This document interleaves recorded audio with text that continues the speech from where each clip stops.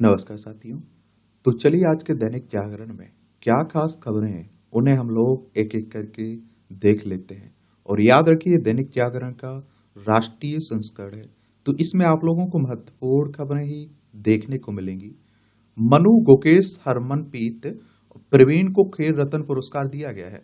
32 खिलाड़ियों को अर्जुन पुरस्कार, चयनित में अमन, स्वप्निल, सरबजोत शामिल हैं। अर्जुन पुरस्कार प्राप्त करने वाले खिलाड़ियों में पहली बार रिकॉर्ड 17 पैरा एथलीट भी शामिल हैं। और 17 जनवरी को राष्ट्रपति द्रौपदी मुर्मू राष्ट्रपति भवन में एक विशेष कार्यक्रम में प्रदान करेंगे विजेताओं को पुरस्कार। खिलाड़ियों को क्या मिलता है इसमें? खेल रत्न पुरस्कार। खिलाड़ियों को एक मेडल, प्रशस्ति पत्र और 25 लाख रुपए की नगद राशि भी मिलती है। अर्जुन पुरस्कार खिलाड़ियों को 5 लाख रुपए, अर्जुन की मूर्ति और प्रशस्ति पत्र दिया जाता है। देखिए, जो खेल रत्न पुरस्कार है ना, जिसे आधिकारिक तौर पर मेजर ध्यानचंद खेल रत्न पुरस्कार के नाम से जानते हैं। इससे पहले आप लोग राजीव गांधी खेल रत्न पुरस्कार के नाम से जानते हैं और भारत का सर्वोच्च खेल सम्मान है ये। और आप देखते हैं कि 1991-92 में शुरू किया गया था, ये भी आप लोगों को मालूम होना चाहिए। प्रथम विजेता थे विश्वनाथ आनंद। कौन थे? विश्वनाथ आनंद। एक तो आप लोग इन पुरस्कारों के बारे में और एक आप इन खिलाड़ियों के बारे में किस खेल से जुड़े हुए, ये जरूर आप लोग याद रखा करिएगा, ठीक है, क्योंकि क्वेश्चंस क्या रहता है, पूछ लेता है। अर्जुन अवार्ड कब शुरू किया गया था, ये भी आप लोगों को याद रखना चाहिए। 1961 में से शुरुआत की गई थी इसकी, ठीक है। और इसमें आप देखते हैं कि मनु भाकर, आपसे भी जानते हैं कि निशानेबाज से जुड़ी हुई हैं। और शतरंज विश्व चैंपियन है डी कोकेश, ये भी आप लोग याद रखिएगा। बैंक खातों की तरह प्रयोग कर सकेंगी ईपीएफ अकाउंट। जून जुलाई में ईपीएफओ 3.0 सुधार लागू होने के बाद ईपीएफ खातों की सूरत पूरी तरह बदल जाएगी। और आप देखिए, मोबाइल बैंकिंग की तरह सदस्यों को मिलेंगी ऐप सुविधा, हर विवरण देखेगा। और ईपीएफओ एटीएम कार्ड मिलेगा इससे। कर्मचारी भविष्य निधि संगठन की बात हो रही है। सर्वे रिपोर्ट में मंदिर होने की मिली साक्ष्य। और एडवोकेट कमिश्नर रमेश राघव ने संभल कोर्ट में पेश किया जामा मस्जिद की सीलबंद रिपोर्ट। एएसआई संरक्षित इमारत में नवनिर्माण को लेकर मस्जिद कमेटी पर उठाए गए सवाल। मस्जिद के मंदिर होने का दावा करने वाली याचिका पर कोर्ट ने दिया था सर्वे का आदेश। आप देखते हैं 45 पेज की सर्वे रिपोर्ट के साथ करीब 50 फोटो और वीडियो फुटेज भी शामिल है इसमें। और एडवोकेट कमिश्नर बोले, रिपोर्ट में प्रमुख बिंदुओं के जवाब तलाशने की कोशिश की गई। ये प्रमुख घटना क्या है? घटनाक्रम तो 19 नवंबर को कोर्ट में 8 वादियों की ओर से अधिवक्ता विष्णु जैन ने वाद दायर किया और अगली सुनवाई 29 नवंबर को। कोर्ट ने वाद दायर होने पर अधिवक्ता रमेश राघव को एडवोकेट कमिश्नर नियुक्त सर्वे का आदेश दिया। पहले चरण की वीडियोग्राफी उसी दिन कराई गई और 24 नवंबर को तड़के दूसरे चरण की वीडियोग्राफी हुई। इसे लेकर हिंसा भड़की और 4 मारे गए, 30 से अधिक लोग घायल हुए थे। और 29 नवंबर को एडवोकेट कमिश्नर ने रिपोर्ट पेश करने के लिए 10 दिन का समय मांगा। उसी दिन सुप्रीम कोर्ट ने भी मस्जिद कमेटी को हाई कोर्ट जाने को कहा। 9 दिसंबर को एडवोकेट कमिश्नर ने आश्वस्त होने का हवाला देकर कोर्ट में 15 दिन का और समय देने का आग्रह किया। सुप्रीम रोक होने की वजह से कोर्ट ने टिप्पणी नहीं की। देखिए, यहां भी मंदिर मस्जिद की बात हो रही ना, ये उत्तर प्रदेश की बात हो रही है। आप लोग क्या सोचते हैं इस तरह के मुद्दे पर? अपनी राय आप लोग जरूर दीजिएगा। ये लखनऊ इसकी राजधानी है। अंतर्राष्ट्रीय सीमा इसकी नेपाल से लगती राज्यों में बिहार, झारखंड, छत्तीसगढ़, मध्य प्रदेश, राजस्थान, हरियाणा, हिमाचल प्रदेश, उत्तराखंड और दिल्ली से लगती है। 8 राज्यों से और 1 केंद्र शासित प्रदेश से। विधानसभा में 403 सीटें हैं, विधान परिषद में 100 सीटें हैं, राज्यसभा में 31 सीटें हैं, लोकसभा में 80 सीटें हैं। योगी आदित्यनाथ यहाँ के चीफ मिनिस्टर आपको देखने को मिलेगी। और देखिए, इस तरह के मुद्दों पर खूब राजनीति भी होती है, ये भी आप लोग जान लीजिएगा, ठीक है। और एएसआई यानी भारतीय पुरातत्व सर्वेक्षण की बात हो रही है। 1861 में इसकी स्थापना हुई थी। ढल्लेवाल का अनशन तोड़वाने पर गलत धारणा बनाई गई है, इस सुप्रीम कोर्ट कह रहा है। सुप्रीम कोर्ट हमारी सर्वोच्च अदालत है। संविधान के अनुच्छेद 124 के तहत सुप्रीम कोर्ट की स्थापना की बात की गई। 28 जनवरी 1950 में स्थापना हुई थी। और देखिए, किसान नेता है और आप देखेंगे कि एमएसपी को लेकर और वो अपनी मांगों को लेकर आमरण अनशन कर रहे हैं। लंबे समय से आप देखते हैं अनशन पे बैठे हुए। सुप्रीम कोर्ट ने अनशन कर रहे किसान नेता जगजीत सिंह ढल्लेवाल का अनशन तोड़वाने को लेकर मीडिया में गलत धारणा बनाए जाने पर गुरुवार को नाराजगी जताई। कहा, पंजाब के कुछ अधिकारी व किसान नेता मीडिया में गलत धारणा बना रहे हैं कि ढल्लीवाल का अनशन तोड़ने की कोशिश की जा रही है। कोर्ट ने अनशन तोड़ने का आदेश नहीं दिया, कोर्ट सिर्फ उनके स्वास्थ्य को लेकर चिंता जता रहा है। सिडनी में अंतिम टेस्ट मैच आज से रोहित नहीं खेलेंगे, बुमराह कप्तान है, देख लीजिए। क्रिकेट की बात हो रही है। बांग्लादेश की किताब में अब शेख मुजीब राष्ट्रपिता नहीं, अंतरिम सरकार की ओर से प्राथमिक व माध्यमिक स्कूलों में कोर्स की नई किताबों में कई बदलाव किए गए हैं। अब आप सोचिए, जो 1971 का हीरो है जिसने देश को आजाद किया, और आप देखिए जिस उसे पिता क्या राष्ट्रपिता कहते हैं, उसी को आप देखते हैं हटा दिया किताब से। तो समझ सकते हैं कि क्या स्थिति है। और पुरानी किताबों में जहां बताया गया था कि 26 मार्च 1971 को शेख मुजीब रहमान ने बांग्लादेश की आजादी की घोषणा की थी, अब वहां राष्ट्रपति रह चुके मेजर जिया उर रहमान का नाम दर्ज किया गया है। तो देख लीजिए, ये आप देखेंगे बांग्लादेश है, पश्चिम बंगाल, असम, मेघालय, त्रिपुरा, मिजोरम, 5 राज्यों की सीमा लगती है। 1947 तक ये दोनों हिस्से हमारे हुआ करते थे भारत के। फिर 1947 में पाकिस्तान अलग हुआ था ना, तो ये पाकिस्तान में चला गया था, 1971 में आजाद हो गया था। और देखिए, ये पाकिस्तान है, लद्दाख, जम्मू कश्मीर, पंजाब, राजस्थान, गुजरात, 5 राज्यों से लगती है इसकी सीमा।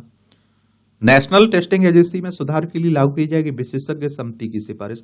केंद्र सरकार ने सुप्रीम कोर्ट को दी जानकारी, अदालत में 3 माह के लिए सुनवाई टाली। पिछले पिछले वर्ष नीट यूजी के बाद काफी विवाद हुआ था और कई याचिकाएं भी दाखिल की गई थी। और नेशनल टेस्टिंग एजेंसी की बात हो रही, क्योंकि पिछली बार आपने देखा है कि नीट का एग्जाम जिस तरह से हुआ उसको लेकर काफी सवाल भी खड़े किए गए थे और कहा गया था कि ये एजेंसी पर ही सवाल होने लगे थे खड़े। ये नेशनल टेस्टिंग एजेंसी की अगर हम लोग बात करें तो इसकी स्थापना कब हुई थी, ये जरूर आप लोग याद रखिएगा। इसमें रख पाओगे या नहीं? 2017 में इसकी स्थापना हुई थी नवंबर महीने में, ठीक है, ये जरूर याद रखिए। नई दिल्ली में इसका हेडक्वार्टर आपको देखने को मिल जाएगा। क्विक कॉमर्स प्लेटफॉर्म पर लोग तलाश रहे हैं गर्लफ्रेंड, गजब। जोमेटो की वार्षिक रिपोर्ट के मुताबिक 4,940 लोगों ने उसके प्लेटफॉर्म पर की महिला मित्र की तलाश, 40 ने खोजी दुल्हन। दिल्ली के एक ग्राहक ने अलग अलग 1377 रेस्टोरेंट से अपने लिए खाना ऑर्डर किया। देखिए, 2.3 लाख भुजिया के पैकेट की बिक्री हुई ब्लैंकेट पर 31 दिसंबर तक। 2024 में जोमेटो के प्लेटफॉर्म पर दिल्ली एनसीआर में 12.4 करोड़ ऑर्डर किए गए। 853 चिप्स के ऑर्डर मिले स्विगी इंस्टामार्ट पर प्रत्येक 1 मिनट में। और ट्रेन में खाने के लिए सबसे अधिक ऑर्डर कानपुर से 10 मिनट में ब्लैंकेट पर मिलेगी एम्बुलेंस सेवा इन्होंने शुरू की हुई है। और जिस तरह से आप देखते हैं ऑनलाइन अब खाने का चलन चल चुका है तो लोग करते हैं ऑर्डर, गर्लफ्रेंड नहीं, ठीक है, वो तो कोई करता होगा खूब मजी मस्ती में। गांव स्तर के स्वास्थ्य केंद्रों पर भी मिलेगी टीबी और एचआईवी की जांच की सुविधा। आईसीएमआर ने किया एनईडीएल के तहत 9 बीमारियों की जांच सुविधा और अनिवार्य करने का प्रस्ताव। इनके अलावा हेपेटाइटिस बी जांच सुविधाएं भी उपलब्ध कराने को कहा, जनता से मांगे इन्होंने सुझाव। अच्छी बात है। ये आपकी राष्ट्रीय राजधानी से जुड़ी खबरें हैं। देखिए, दिल्ली की बात हो रही, दिल्ली एक केंद्र शासित प्रदेश है। विधानसभा में 70 सीटें, राज्यसभा में 3 सीटें, लोकसभा में 7 सीटें। अब तीसरी यहाँ की चीफ मिनिस्टर देखने को मिलेंगी, मुख्यमंत्री। और आप देखते हैं कि यहाँ है चुनाव विधानसभा के, तो उसको लेकर सरगर्मियां बढ़ी हुई है ना। चलिए, विधानसभा चुनाव के बारे में और इलेक्शन कमीशन ऑफ इंडिया के बारे में एक सामान्य जानकारी आप लोग लिखिए नीचे। आज कई परियोजनाओं का उद्घाटन और शिलान्यास करेंगे हमारे प्रधानमंत्री साहब। कौन कौन से? अशोक विहार में नवनिर्मित 1675 फ्लैटों का उद्घाटन और स्वाभिमान अपार्टमेंट की चाबियां झुग्गी वासियों को सौंपेंगे। नौरोजी नगर में विशाल व्यापार केंद्र और सरोजिनी नगर में जनरल बूल आवासीय आवास टाइप सेकेंड क्वार्टर का उद्घाटन करेंगे। द्वारका में सीबीएसई के एकीकृत कार्यालय परिसर का उद्घाटन करेंगे। दिल्ली विश्वविद्यालय में आप देखिए 600 करोड़ की लागत वाली 3 नई परियोजनाओं का शिलान्यास भी करेंगे। कौन? प्रधानमंत्री मोदी जी।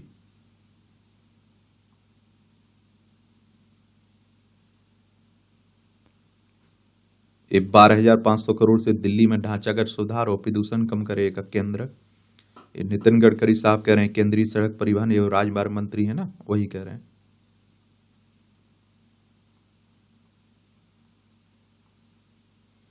एक और इमिग्रेशन रैकेट का भंडाफोड़, 2 बांग्लादेशी समेत 4 गिरफ्तार हुए हैं। ये क्या करते हैं कि बांग्लादेशी या फिर दूसरे देशों से अवैध रूप से भारत आ जाते हैं, फिर यहाँ वो आधार कार्ड सब कुछ बन जाता है। हमारे देश में भ्रष्टाचार सब कुछ करवा देता है। फरिश्ते दिल्ली की योजना से जुड़े विवाद हमेशा के लिए सुलझाए, ये आप देखिए सुप्रीम कोर्ट कह रहा है हमारा।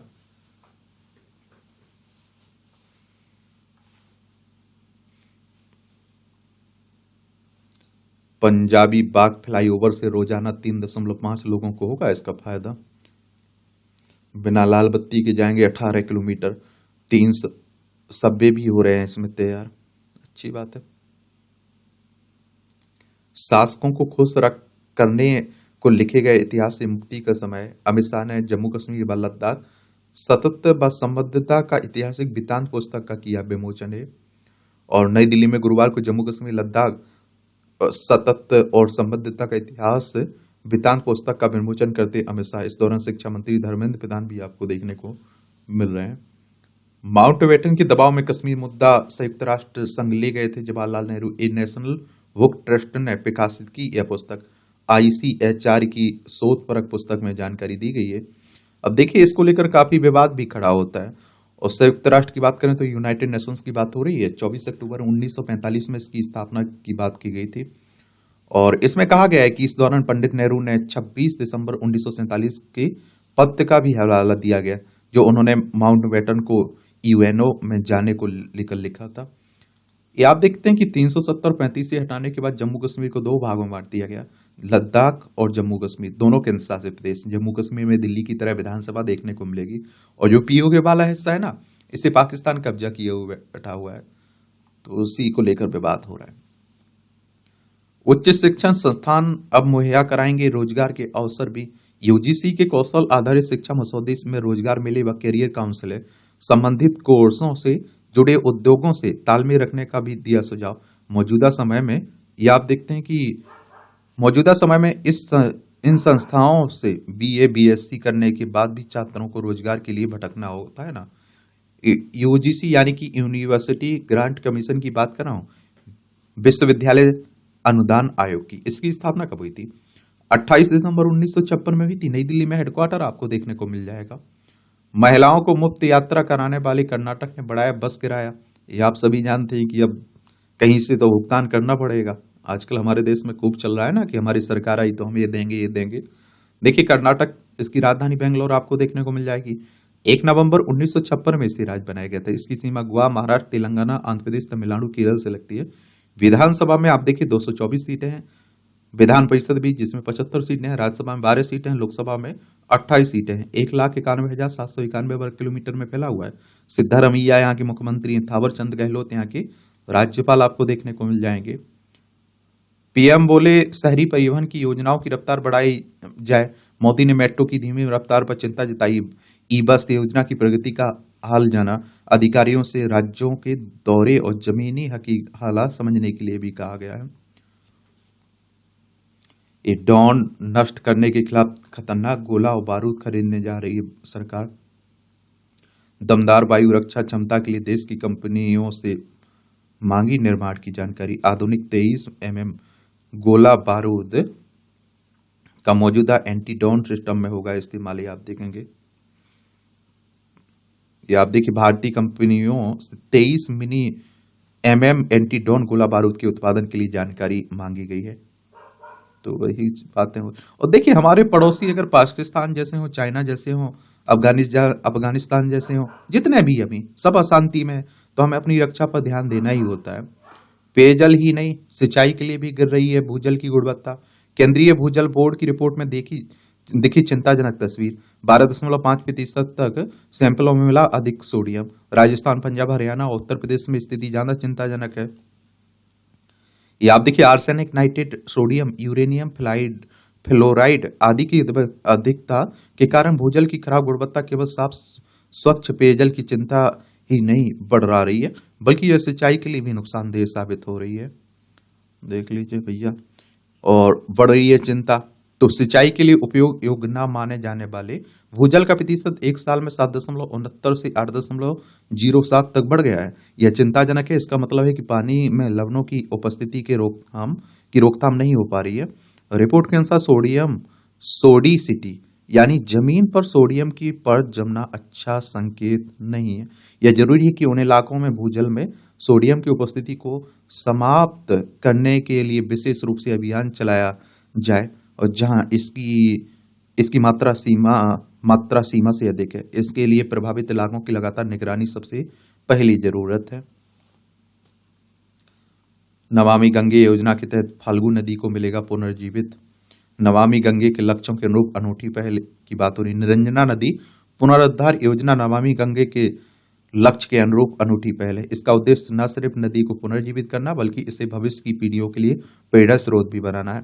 यह सांस्कृतिक पुनर्जागरण का भी प्रतीक है। इसके तहत नदी की भौगोलिक, जल विज्ञान, सामाजिक आर्थिक स्थितियों का अध्ययन किया जाएगा। इसके लिए IIT Roorkee, VHU, NABARD consultancy services व साउथ बिहार यूनिवर्सिटी ने साझेदारी की है। इसमें पहले चरण में गया व चतरा जिलों में नदी के प्रभाव बहाली का प्रयास किया जाएगा। बड़े पैमाने पर पौधे लगाए जाएंगे। जागरूकता कार्यक्रम के जरिए स्थानीय समुदायों को प्रेरित भी किया जाएगा। देख रहे हो भैया, पंचायतों में रोटेशनल आरक्षण के लिए नया मॉडल दे सकती है सरकार। सभी राज्यों में अध्ययन के बाद वर्तमान आरक्षण व्यवस्था पर रिपोर्ट बनाएगा पंचायती राज मंत्रालय। अनुसूचित जाति, जनजाति, पिछड़ा वर्ग व महिलाओं को आरक्षण का अधिक लाभ दिलाने की मंशा की जा रही है। ये रोटेशनल रिजर्वेशन कहने का मतलब है कि लोकतंत्र की पहली पीढ़ी कही जाने वाली पंचायतों में चक्रानुक्रम आरक्षण की बात हो रही है, और इसका समग्र अध्ययन पंचायती राज मंत्रालय करने जा रहा है। और माना जा रहा है कि सभी राज्यों के अध्ययन के आधार पर रिपोर्ट तैयार कर केंद्र सरकार इन वर्गों के धरातल पर आरक्षण का अधिक लाभ दिलाने के लिए राज्यों को नया मॉडल देंगी। और 73वें संविधान संशोधन कानून 1992 के माध्यम से पंचायती संस्थाओं में अनुसूचित जाति और अनुसूचित जनजाति, अन्य पिछड़ा वर्ग, OBC और महिलाओं के लिए आरक्षण की व्यवस्था की गई। पंचायत में सीटों का चक्रानुक्रम आरक्षण देने की व्यवस्था तो सभी राज्यों में, लेकिन चूंकि यह राज्य का विषय है इसलिए इसकी अभी एकरूपता नहीं है। कुछ राज्यों में एक ही कार्यकाल में सीट का आरक्षण बदल जाता है, तो कई बार आप देखिए 2 कार्यकाल तक सीटें सुरक्षित रखी जाती हैं। पंचायती राज मंत्रालय के एक वरिष्ठ अधिकारी ने बताया कि आरक्षित सीटों से चुने गए पंचायत जनप्रतिनिधियों ने कई कार्यक्रम में इस समस्या को उठाया है। उन्हें एक ही कार्यकाल मिल जाता है। महिलाओं में ने खास तौर पर इस पर ध्यान आकृष्ट कराया कि वह पंचायत का कामकाज सीखती हैं और हिचक मिटती ही होती है कि सीट का आरक्षण समाप्त होने के कारण अगली बार चुनाव लड़ने का मौका ही नहीं दिया जाता है। तो उसी को लेकर बातें हो रही हैं। आपने देखा होगा कि एक बार आपके यहाँ SD की सीट आ गई फिर बदल जाती, तो उसी को लेकर बातें की जा रही हैं। अब ये राजनीति की बातें हो रही हैं। हाँ, अगर आपको आगे चलकर राजनीति करना है तो नेताओं से बहुत कुछ सीखा जा सकता है अभी। और अगर एग्जाम की तैयारी करें तो ये खबरें ज्यादा आपकी पूछी नहीं जाएंगी। रिजल्ट के बारे में याद रखा करिए, चुनाव के बारे में याद रखा करिएगा, चुनाव आयोग के बारे में, उस राज्य के बारे में जहां चुनाव करवाए जा रहे हैं। ठीक है।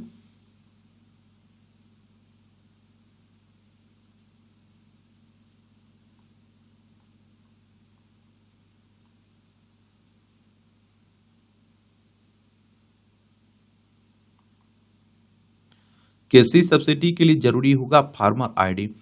3 वर्ष में 11 करोड़ किसानों के बनाए जाने हैं डिजिटल पहचान पत्र। कृषि से संबंधित योजनाओं का लाभ लेने के लिए यह ID जरूरी होगा। एक बार बन जाने के बाद नहीं पड़ेगी बार बार KYC की जरूरत। अब आप देख लीजिए, किसानों की बात हो रही। बैंक धोखाधड़ी मामले में ED ने जब्त की 1.66 करोड़ की संपत्ति बिहार में। कोटक महिंद्रा बैंक धोखाधड़ी मामले में देखिए, ED की बात करें तो इन्फोर्समेंट डायरेक्टरेट की बात हो रही, प्रवर्तन निदेशालय की, और इसकी स्थापना 1 मई 1956 में हुई थी। नई दिल्ली में हेडक्वार्टर देखने को मिलेगा। CM हेमंत के जवाब पर ED को अपना पक्ष रखने का मिला समय। झारखंड हाईकोर्ट के में एक तरह से झारखंड, चलिए आप लोग, हेमंत सोरेन झारखंड के मुख्यमंत्री हैं। देखिए, रांची इसकी राजधानी देखने को मिल जाएगी। 15 नवंबर सन 2000 में इसे राज्य बनाया गया था। इसकी सीमा बिहार, उत्तर प्रदेश, छत्तीसगढ़, उड़ीसा और पश्चिम बंगाल से लगती है। विधानसभा में 81 सीटें हैं, राज्यसभा में 6 सीटें हैं, लोकसभा में 14 सीटें हैं। हेमंत सोरेन यहाँ के मुख्यमंत्री हैं और संतोष गंगवार क्या हैं, यहाँ के राज्यपाल हैं। 79,716 वर्ग किलोमीटर में फैला हुआ है क्या झारखंड। अब देखिए, हमारे सुप्रीम कोर्ट चिंतित है किसानों को आंदोलन को लेकर, किसानों की मांगों को लेकर। अब वो कह रहा है कि भैया किसानों की जो उचित मांगों पर विचार क्यों नहीं कर सकता है केंद्र सरकार, क्योंकि ऐसा लग रहा है कि सरकारें सोई हुई हैं और वो भूख हड़ताल कर रहे हैं, कुछ हो जाए। आप देखें, उसके बाद जागेंगे सब, बड़ी हाय हाय करेंगे। तो सत्ता पक्ष भी सोया हुआ है, वो भी आप देखें कहीं दिखाई नहीं दे रहा है। बाकी जोश रोज के नाम पर और अडानी के नाम पर पूरी संसद का सत्य भेंट चढ़ गया। हमारा आपका करोड़ों अरबों खरबों रुपया बहाया जाता है इन पर, पानी की तरह पैसा लगता है और किसानों के मुद्दे नहीं उठ रहे। इस बार आप देखिए संसद की कार्रवाई में कितने मुद्दे उठाए गए जो जमीन से जुड़े हुए हैं, देश की भलाई के लिए, किसानों के लिए, जवानों के लिए हों, स्वास्थ्य व्यवस्था से जुड़े हुए, शिक्षा व्यवस्था से जुड़े हुए, महिलाओं की स्थिति से जुड़े हुए हों।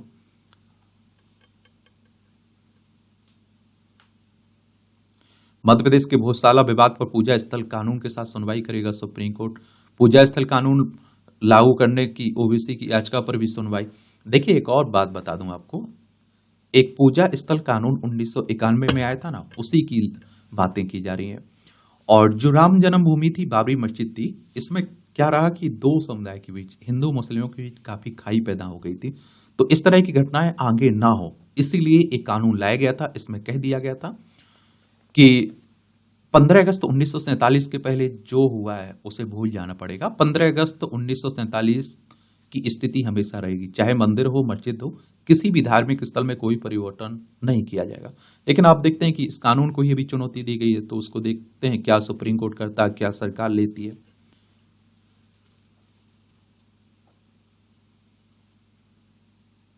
बिहार में शिक्षा परीक्षा का मुद्दा बना, प्रशांत किशोर आमरण अनशन पर बैठ गए।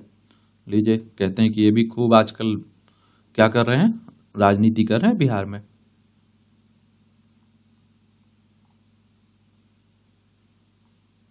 बढ़ता प्रदूषण जुगनुओं के अस्तित्व के लिए खतरा है।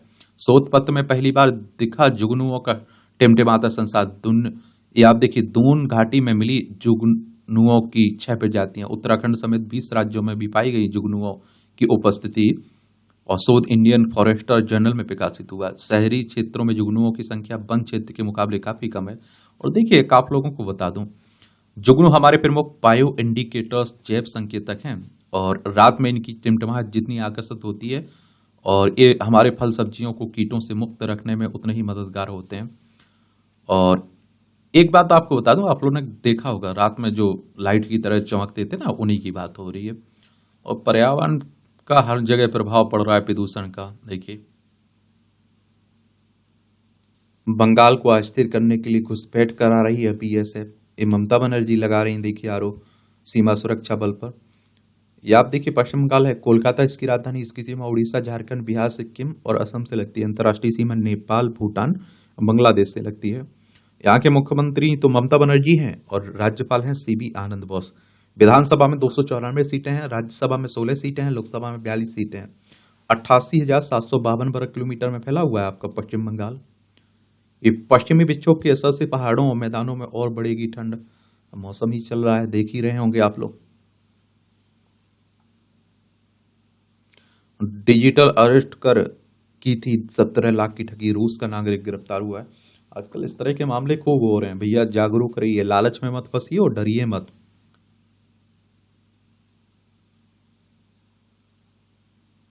कासगंज में तिरंगा यात्रा में चंदन की हत्या मामले में 28 दोषी करार हुए हैं।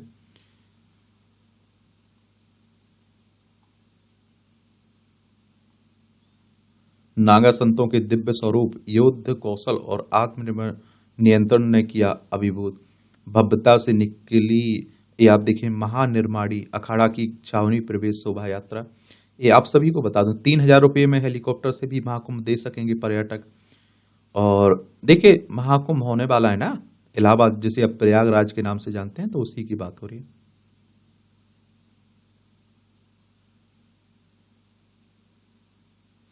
प्रयागराज में देखिएगा पक्षियों का अद्भुत संगम भी देखिए।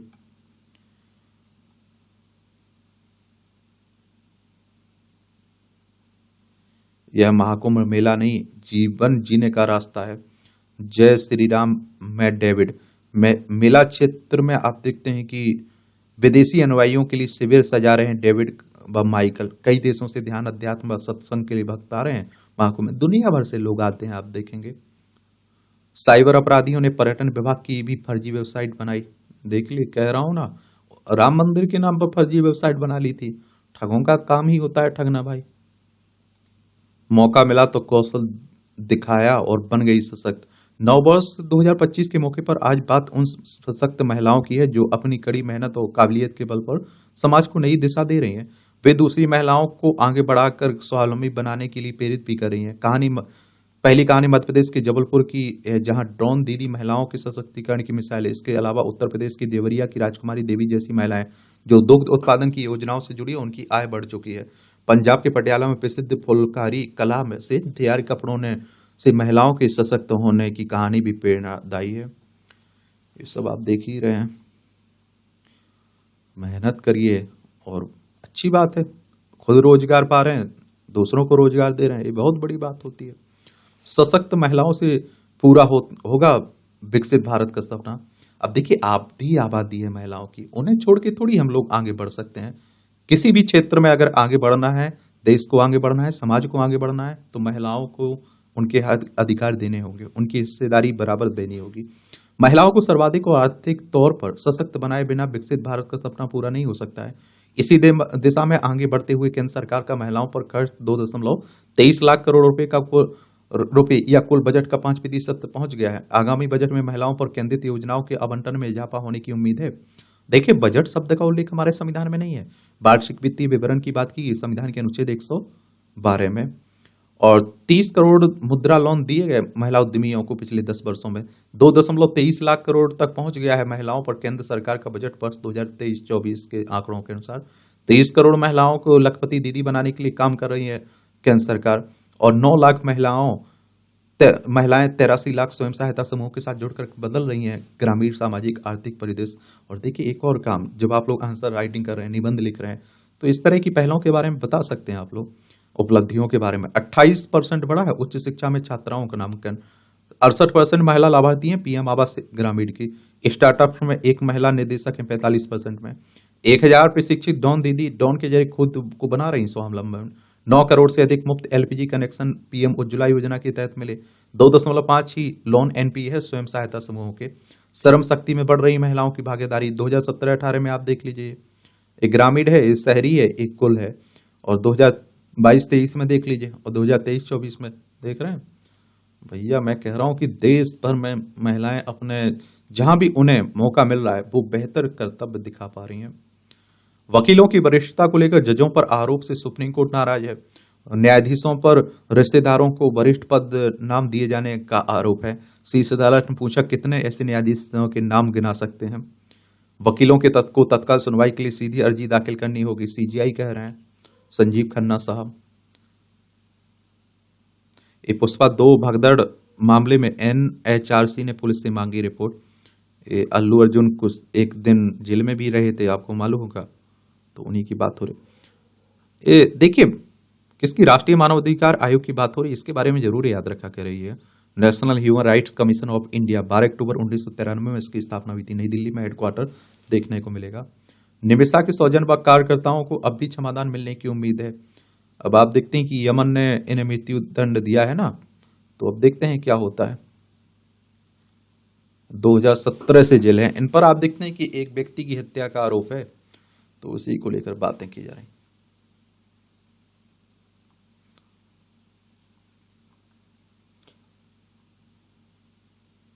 सीआईएसएफ में घटी आत्महत्या करने वाले कर्मियों की संख्या। केंद्रीय औद्योगिक सुरक्षा बल में बीते 6 वर्ष की तुलना में 2024 में सबसे कम मामले आए सामने।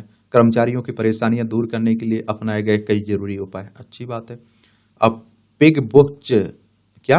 पिग बुचरिंग स्कैम का शिकार हो रहे हैं बेरोजगार युवा। गृह मंत्रालय की ताजा वार्षिक रिपोर्ट में दी गई जानकारी। गूगल, फेसबुक, व्हाट्सएप का इस्तेमाल कर रहे हैं साइबर अपराधी।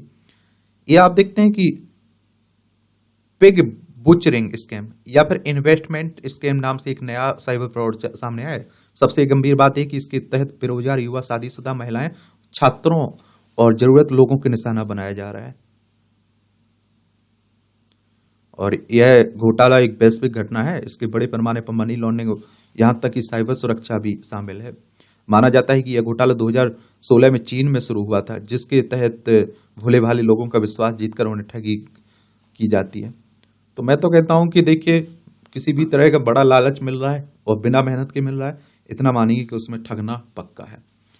सीबीआई ने भ्रष्टाचार में अपने ही डीएसपी के खिलाफ दर्ज किया केस। मुंबई स्थित सीबीआई की banking and securities fraud branch में तैनात था डीएसपी मीना। और 20 स्थानों पर आप देखते हैं कि छापेमारी में संपत्ति के दस्तावेज के साथ 55 लाख रुपए नगद भी बरामद हुए हैं। देख लीजिए, रक्षक ही कभी भक्षक निकल आते हैं। CBI central bureau of investigation की बात हो रही है। 1 अप्रैल 1935 में स्थापना हुई थी। मुंबई कहाँ, नई दिल्ली में इसका हेडक्वार्टर देखने को मिल जाएगा। अप्रैल अक्टूबर में कपड़ा निर्यात 7% बढ़ा। देखिए, निर्यात का मतलब होता है कुछ बेच रहे हैं, आयात का मतलब होता है कुछ खरीद रहे हैं आप। ऑटो व आईटी में तेजी से बाजार ने भरी उड़ान। बीएसई सेंसेक्स से 1436 अंक बढ़कर 79,943 बंद हुआ है। एनएसई निफ्टी में 445 अंक की वृद्धि हुई है।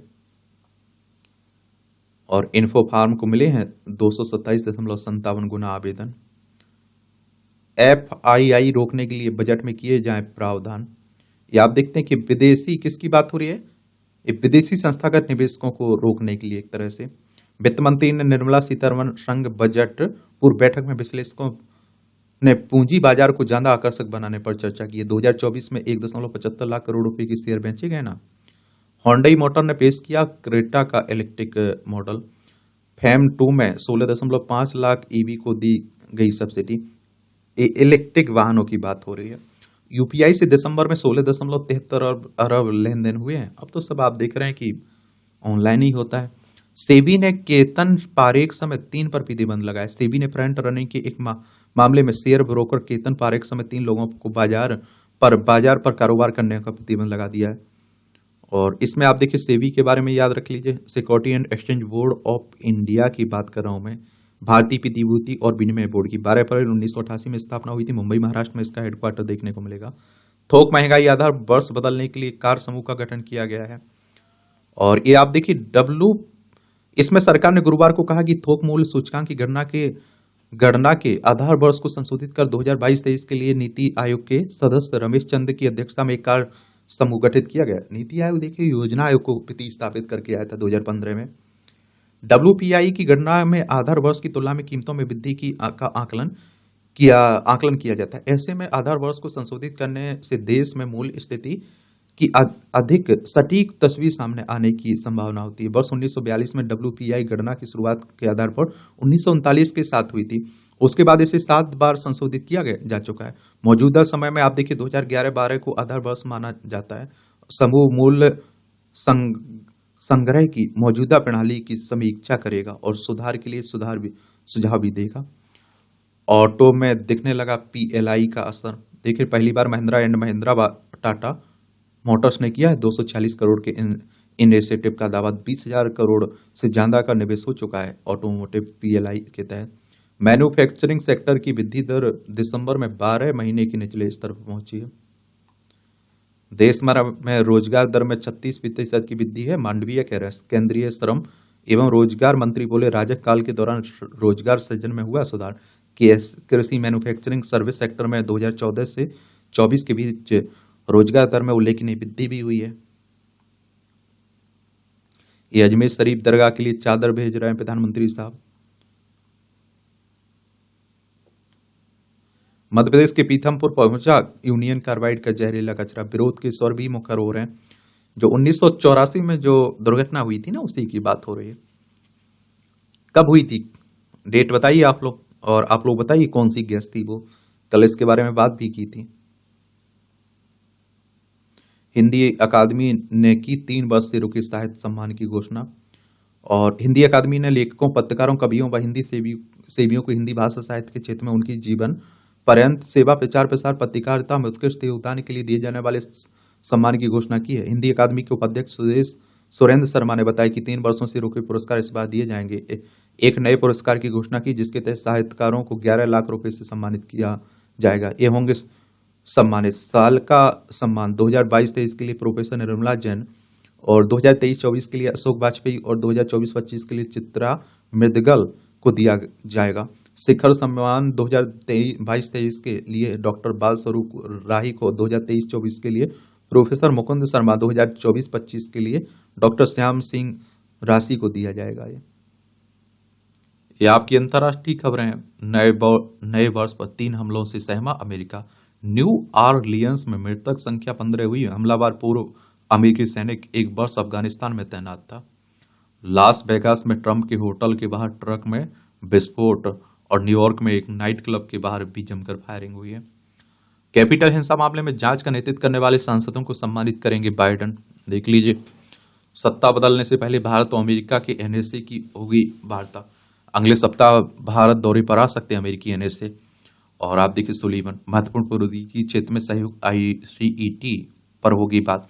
आप देखिए, डोनाल्ड ट्रंप अब नए राष्ट्रपति की शपथ ले रहे हैं ना अमेरिका के, धोनी की बात हो रही है। बांग्लादेश की अदालत में चिन्मय दास की जमानत याचिका दूसरी बार खारिज की गई है। 95 भारतीय मछुआरों को स्वदेश भेजेगा बांग्लादेश। इजरायली हमले में गाजा के DGP और सहयोगी की मौत हुई है। आजकल आप देख रहे हैं कि दुनिया में बड़ी अशांति फैली हुई है। एक रूस है, यूक्रेन है, ये भारत है, दक्षिण कोरिया, चाइना, किर्गिस्तान, तुर्कमेनिस्तान, यहाँ ईरान होते हुए इराक जाइए, सीरिया जाइए, तुर्की है, यहीं आपको इजराइल देखने को मिल जाएगा। ये भूमध्य सागर है, ये लाल सागर है, ये सऊदी अरब है, यमन है, ओमान है। ये आप देखिए, अरब सागर है, हिंद महासागर है, ये बंगाल की खाड़ी है, लक्षद्वीप सागर है। ये सब आप लोग पढ़ा करिएगा, क्वेश्चंस पूछे जाते हैं। दक्षिण कोरिया राष्ट्रपति बोले, देश विरोधी ताकतों से लड़ूंगा। अदालत ने मार्शल लॉ मामले में UN के खिलाफ वारंट जारी किया ना। मांटनेग्रो में 12 लोगों की जान लेने वाले हमलावर ने की आत्महत्या। पाक में सेवानिवृत्त सैन्य कर्मियों के पेंशन लाभ में कटौती, आर्थिक संकट में बढ़ती पेंशन बिल को कम करने की कवायद हो रही है, क्योंकि बुरी स्थिति बची हुई है इसकी, आप देखेंगे।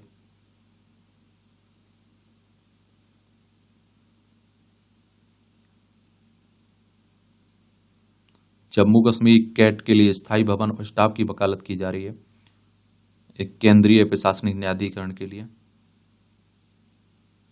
ये आप देखिए, खेल से जुड़ी खबरें हैं। आखिर टीम में चल क्या रहा है? आप लोग अगर क्रिकेट को पसंद करते होंगे तो आप लोग जरूर नीचे बताइएगा, ठीक है, क्योंकि आप लोगों को सब पता होगा। चैंपियन ट्रॉफी से पहले अधूरे कराची स्टेडियम ने बढ़ाई PCB की चिंता। ये आप देखिए, पाकिस्तान क्रिकेट बोर्ड की बात हो रही है, यहाँ क्रिकेट होना है ना। ये आप देख लीजिए, अर्जुन पुरस्कार विजेताओं को देख लीजिए, नाम जरूर याद रखिए, किस खेल से जुड़े हुए ये जरूर याद रखिए, क्योंकि क्वेश्चंस पूछ लेगा, ठीक है। ये आप देखिए, ज्योति याराजी एथलेटिक्स है, अनुरानी ये एथलेटिक्स है, नीतू मुक्केबाजी से जुड़ी, स्वीटी मुक्केबाजी से, बंतिका अग्रवाल शतरंज से, सलीमा टेटे हॉकी से, अभिषेक हॉकी से, संजय हॉकी से, जर्मनप्रीत सिंह हॉकी से, सुखजीत सिंह हॉकी से हैं, राकेश कुमार पैरा तीरंदाजी हैं, प्रीति पाल पैरा एथलीट हैं। पैरा एथलीट कहने का मतलब है कि विकलांग है वो किसी भी तरह से।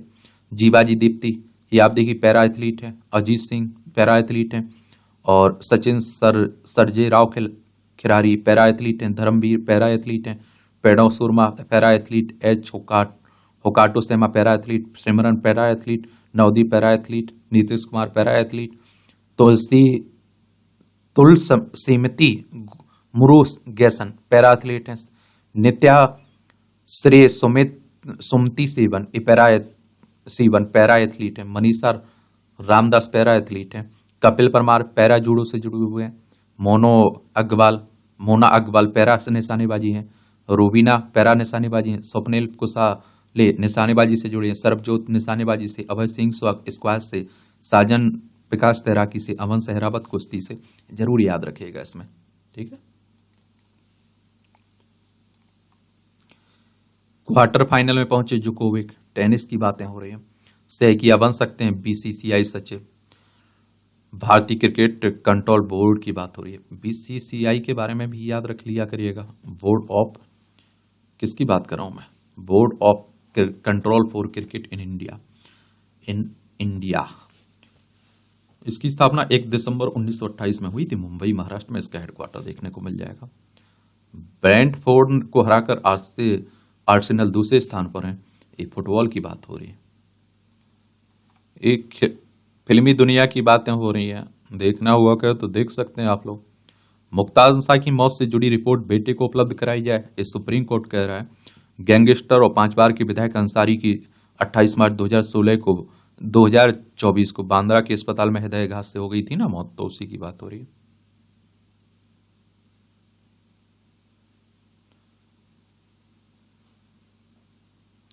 स्वयं भी पंचों ने लड़की के बदले मांगी लड़की। गजब ये मामले रहते हैं।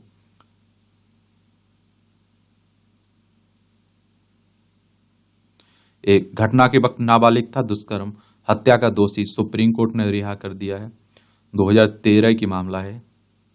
यहाँ भी आपको जनरल नॉलेज की जानकारी मिल जाती, परीक्षा के पॉइंट उसी पॉइंट मिल जाते हैं। मुसोलिनी ने खुद को घोषित किया इटली का तानाशाह। 1925 में आज ही के दिन बेनेतो मुसोलिनी ने खुद को इटली का शासक घोषित किया था। 1922 में लूजी फैक्ट्रा को सत्ता से हटाने के बाद वह तानाशाह बना था। काफी दिनों तक अत्याचार सहने के बाद उसके खिलाफ लोग सड़कों पर उतर आए थे। 1943 में ने मुसोलिनी को की गोली मार कर हत्या कर दी थी। रूस में विरोध के बावजूद अलास्का बना अमेरिका का हिस्सा।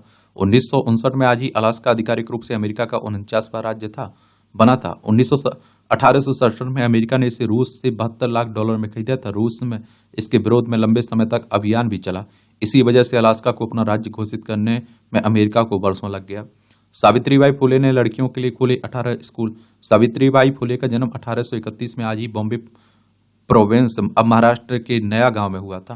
9 वर्ष की उम्र में विवाह हुआ। वह अपने बाल विवाह का विरोध तो नहीं कर सकी, लेकिन क्रांतिकारी प्रतिभा ज्योतिराव फुले के साथ मिलकर लड़कियों के कल्याण के लिए कई कदम उठाए। उन्होंने लड़कियों के लिए 18 स्कूल खोले।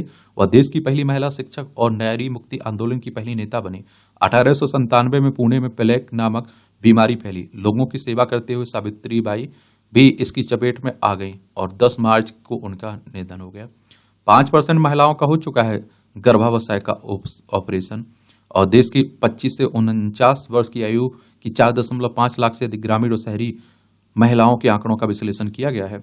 जर्नल ऑफ मेडिकल एविडेंस में विकासित अध्ययन में जानकारी दी गई। आंध्र प्रदेश, तेलंगाना, बिहार जैसे राज्यों में महिलाओं के गर्भाशय निकालने की उच्च दरें शामिल हैं। तुरंत कार्रवाई की जरूरत है। याद देखिए, अध्ययन इन असमानताओं को दूर करने के लिए नीतिगत हस्तक्षेप की जरूरत पर जोर देता है कि सिफारिशों में सार्वजनिक स्वास्थ्य सुविधा को बढ़ाना, स्त्री रोग काउंसलिंग का तक पहुंच बढ़ाना और सर्जरी पर निर्भरता को कम करने के लिए मासिक धर्म प्रजनन स्वास्थ्य के बारे में जागरूकता बढ़ाना शामिल है। अंकुश के लिए निजी स्वास्थ्य सेवाओं व बीमा योजनाओं की सख्त निगरानी जरूरी है। फ्रांस में जमी झील। फ्रांस के लेस रोसेस में नई बरस में जमी हुई झील डेस रोसेस पर पिकनिक वर्ग को देखता स्केटर देख रहे हैं। एक फ्रेक ओपन पर जी रहा है करोड़पति, ये वजह है। ये आप देखते हैं कहा कि टोक्यो 75 वर्ष के जापानी बुजुर्ग हिरोटो किरीतानी को गार्ड ऑफ फ्रीबीज के नाम से जाना जाता है। 30.1 करोड़ की संपत्ति के मालिक होने के बावजूद किरीतानी हर दिन कूपन व मुफ्त ऑफर्स का फायदा उठाते हैं। यादों को इकट्ठा करने में पुतली के आकार की अहम भूमिका है। चूहों को मस्तिष्क इलेक्ट्रोड और छोटे आई ट्रैकिंग कैमरे से लैस किया गया।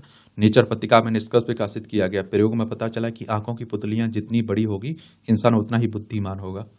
देख लीजिए, चेक कर लीजिए।